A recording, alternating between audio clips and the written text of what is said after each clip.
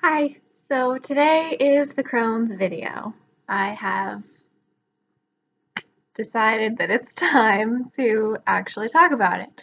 So I'm kind of going to run down my diagnosis history again very briefly, how you're diagnosed, some of the medications I've been on, and if you would like to see a video solely talking about the different medications and how I responded to them and their side effects and all of that junk, let me know and it will be forthcoming.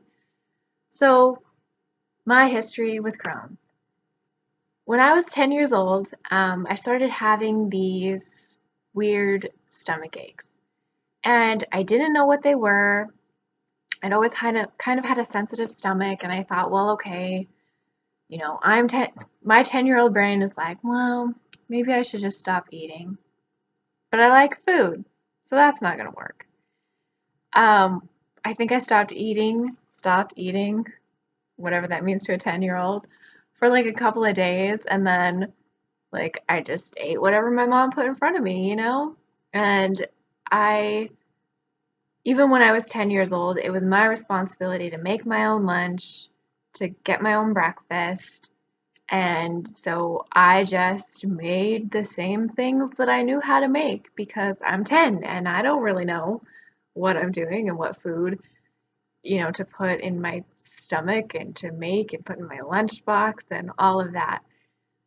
So, 10-year-old me, fast forward 2 years, 12-year-old me, um, I've started my period.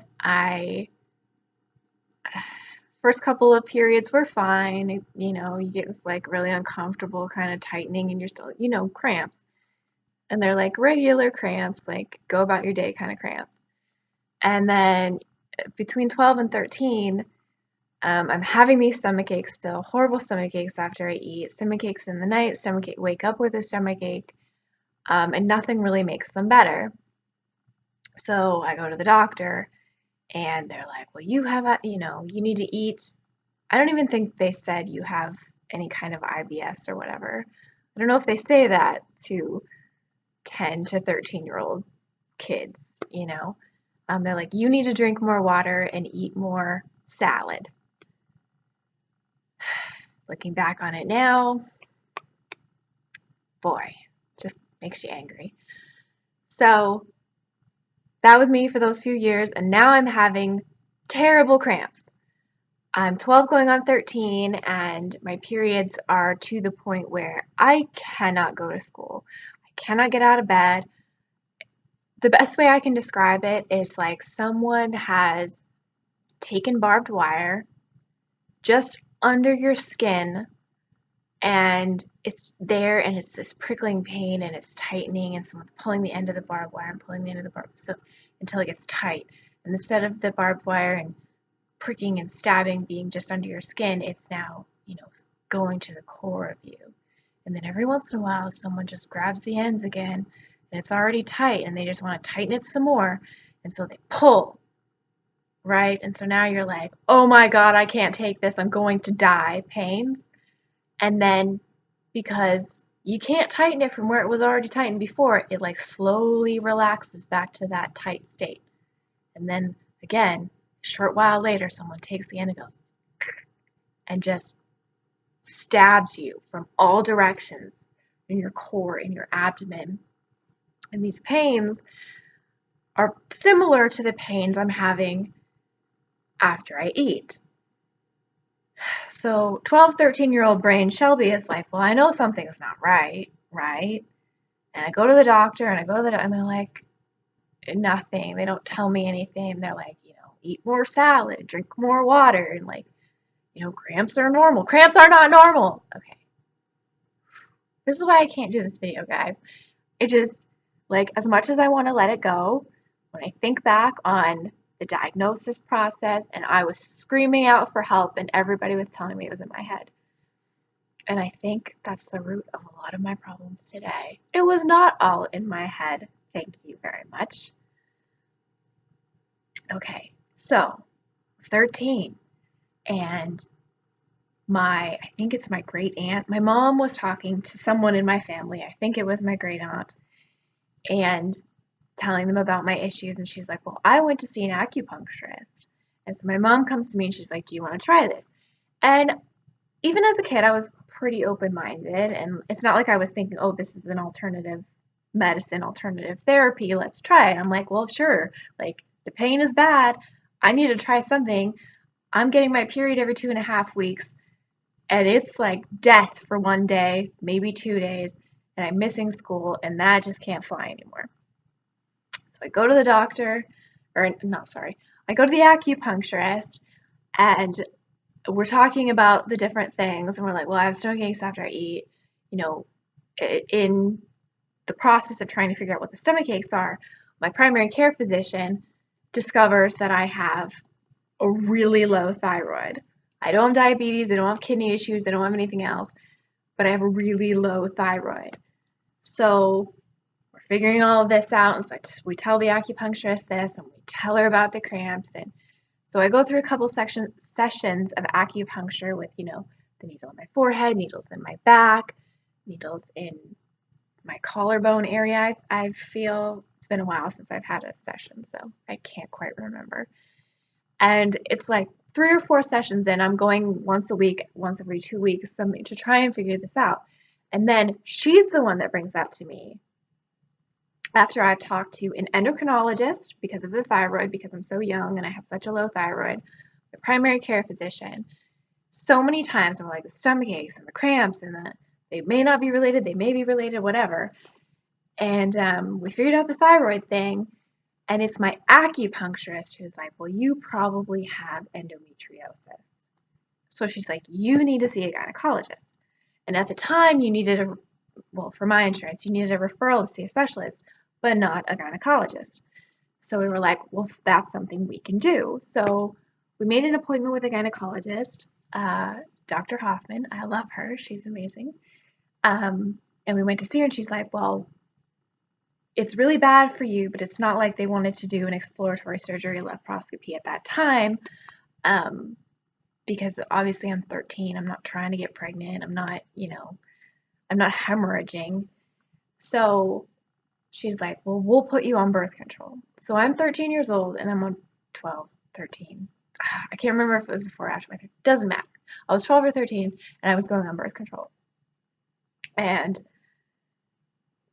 time goes on and I focus on the endometriosis with her, and I go through several different birth control medications, and I finally find one, I think, when I'm like 15 or 16 that works for a while. It's really pretty good. So anyway, fast forward another 7 to 8 years when I'm 20, 19 or 20, and as I talked about in the first video,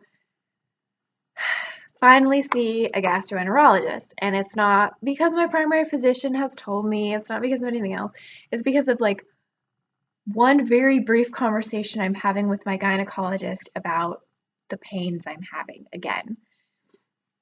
And she's like, well, I think your birth control is working still, and this is a different birth control than the first one that I found that really worked, because you have to change them every so often and blah, blah, blah.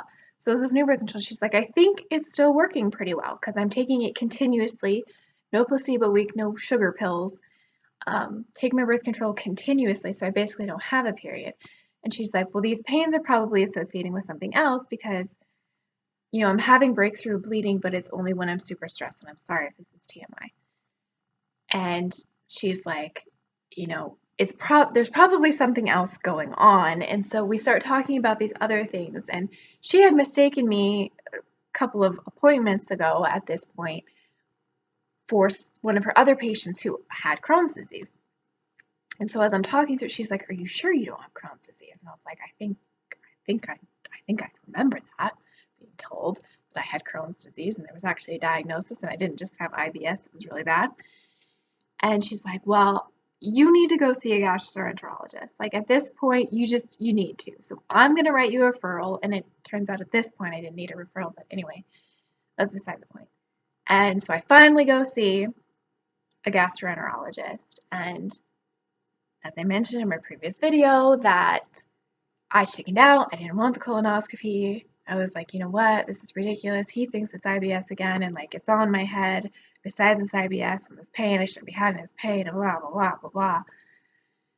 And I finally go see him, and I finally have the colonoscopy. So for most people, they are diagnosed with Crohn's disease through a colonoscopy. Go to a doctor, they ask you a whole bunch of questions, and sort of get a feel for how you are. They take your weight, etc. And there's kind of this profile of someone who would have Crohn's disease. And I didn't really fit all of it, I wasn't super underweight. I was incredibly tired, but again, I have Hashimoto's, which is an autoimmune thyroid disease, so my body's attacking its its own thyroid and its own thyroid hormones. And basically, I'm a walking zombie, but a lot of people attribute it to the fact that, well, you have a lot of pain and you're super hypothyroid. Not good enough. So anyway, I finally have the colonoscopy, and as I'm in recovery and I'm, waking up and kind of remembering the things that I had heard while I was getting the scope done, and they ended up not needing to do the endoscopy that goes this way rather than this way, because it was basically on visual inspection, I have Crohn's disease, and I have it pretty, at least moderately. It's not a mild case.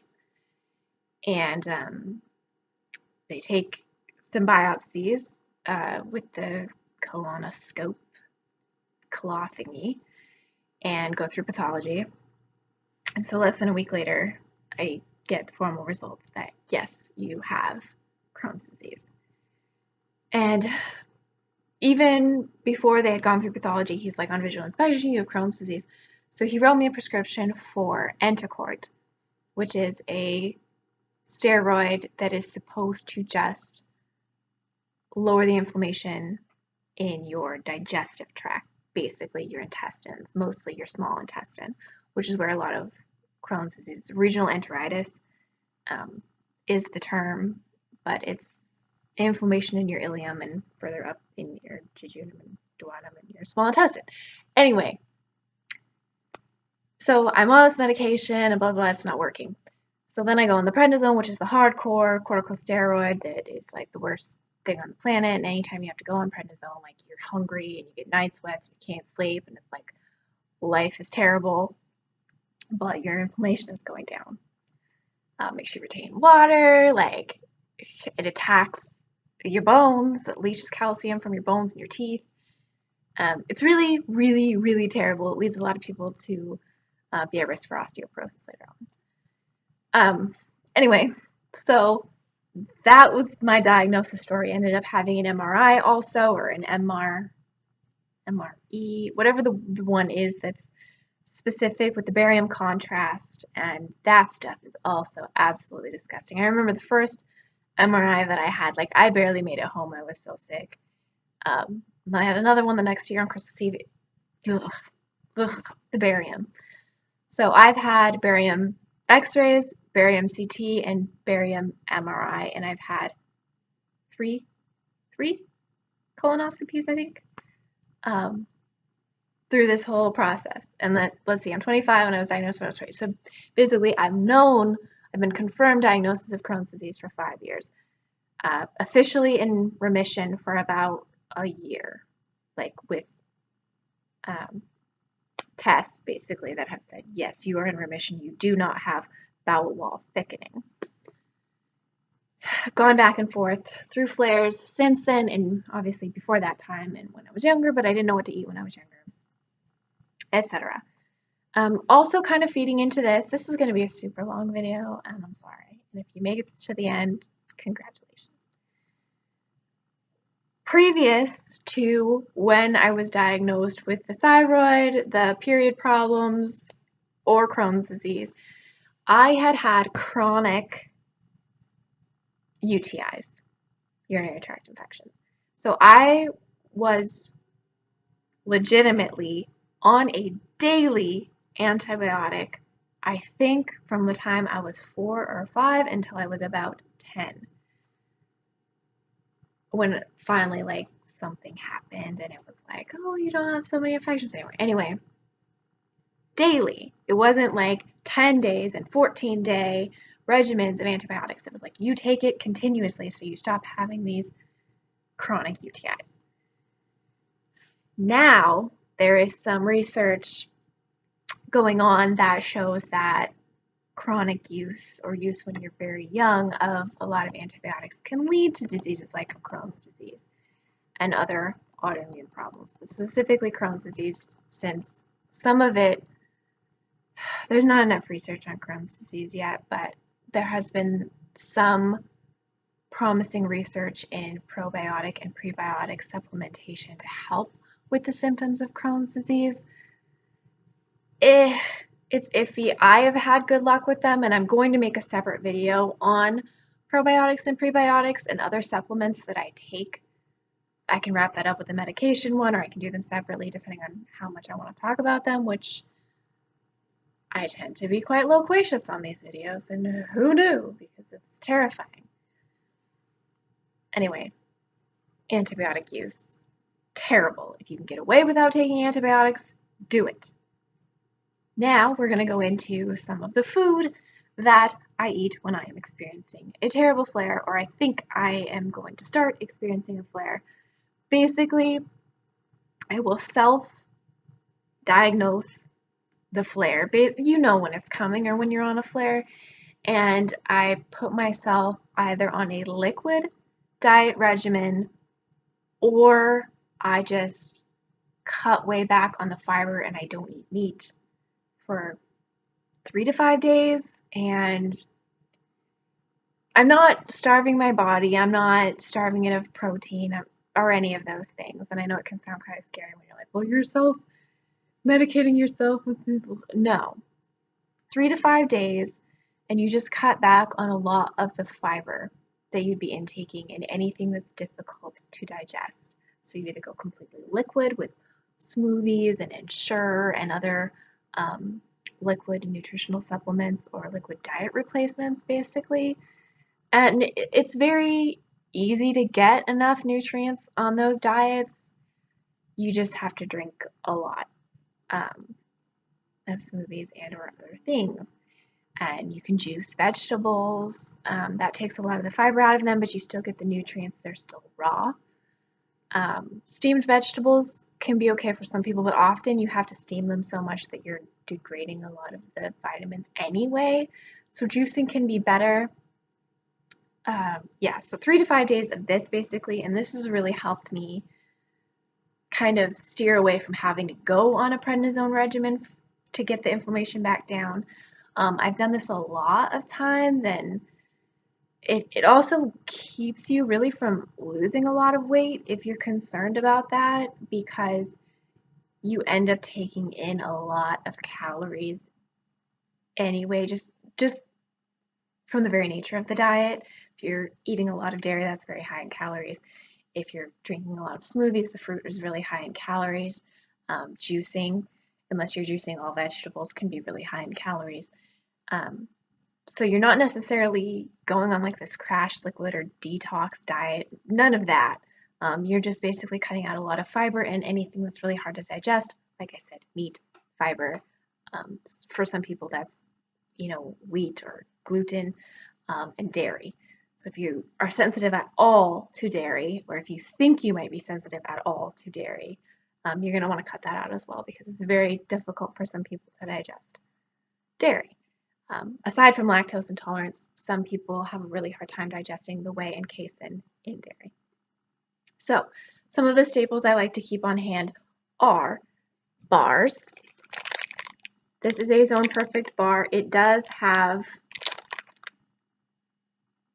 soy, peanut, and milk ingredients. I'm actually technically allergic to dairy, but I can still get away with these for the most part. There's nothing in here that's super crunchy like nuts. I also keep, not necessarily this Luna bar, I like the protein Luna bars because they have no chunks in them, but these are also, they're like meal replacement bars, so they have a ton of nutrients in them. And these both also have some fiber, but not too much. Like this bar has This bar has 3 grams, and this bar has 3 grams also. So you're not overloading at any one time, and you're really going to want to space out the foods that you eat, whether they're liquid or solid, such as these bars, so that you give your digestive system really a rest between, and it can take as much time as it needs, hopefully more time than less time, because more time is less likely to lead to diarrhea unless you have an intestinal blockage. If you're not having any bowel movements, that's a problem.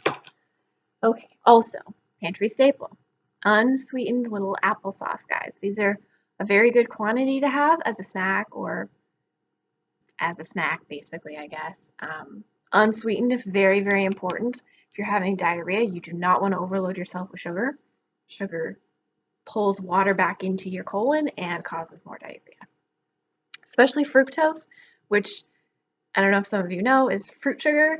Fructose is notorious for pulling water back into your intestines and can lead to worse diarrhea, but I find that the fiber in here, it's soluble fiber, it's pectin, so it really is much better than insoluble fiber, which will push things out of you. This will catch water and lead to less watery diarrhea, at least. So yeah, unsweetened applesauce. Protein, nut butters, they must be creamy. You do not want chunks. Chunks can get stuck, seeds can get stuck, no seeded fruit. If you're having a flare, if you suspect inflammation at all, steer away from the seeds, the sesame seed buns, the raspberries, strawberries, things like that that are not de-seeded, stay away from them. Nut butters, very good, natural, very good, less sugar, much less sugar. Natural almond butter, peanut butter, pecan butter, cashew butter, sun butter, which is sunflower seeds, tahini, surprisingly. I mean, any kind of spread, it'll get you some protein and good fats. Very good when you're on a flare. Also a staple, and I know I said stay away from gluten. Gluten is hard to digest for some people, but if you don't have a problem, cream of wheat, when there's a reason they use it for baby food. It's incredibly easy to cook, cooks really quickly, incredibly easy to digest. Doesn't take very much, it's like 2 to 3 tablespoons, so a box like this will last you forever. It's kind of messy, hence the bag. And last but not least, well, sort of last but not least, good old-fashioned oatmeal. You have no idea how long I have lived on bananas, peanut butter, and oatmeal. This is the quick cook kind, but the old-fashioned kind works just as well. You want to overcook it, basically. You're not really going to destroy anything in here by overcooking it, so cook it, make it really liquidy. That'll help it go down. Again, it's really filling. Soluble fiber, some insoluble fiber to keep you from getting constipated. Some people with Crohn's disease do get constipation, or they get sort of sequential constipation and then diarrhea, and the diarrhea gets really bad because they've been constipated, or if they have some sort of stricture in their bowel where they get like a backup, and so they're constipated for a few days, and then it makes it through the stricture, and then you have really bad diarrhea. Yeah, oatmeal, very good. And then these aren't really a pantry staple because they should be refrigerated and eaten on a regular basis, or drinking on a regular basis, but drinks like these, Odwalla, Bolt House, Naked, also have a Naked here. This one has some vegetable in it. These little sizes are much better. I would not recommend drinking a whole one of these at one time. As you can see, I've drinking some of it. It takes me about 2 days to go through one of these if I'm just adding it into my diet. If I'm doing liquids, then I'll probably drink one of these a day, augmented by other liquids, chicken broth, vegetable broth, really brothy soups, sometimes Ensures or dairy-free Ensures, which I haven't found a good dairy-free substitute for Ensure. But yeah, if you're not flaring really badly, I would recommend only drinking half of one of these in a day because they have no added sugar, which is very good. Also for the Naked, I believe no added sugar. Yeah, 100% juice.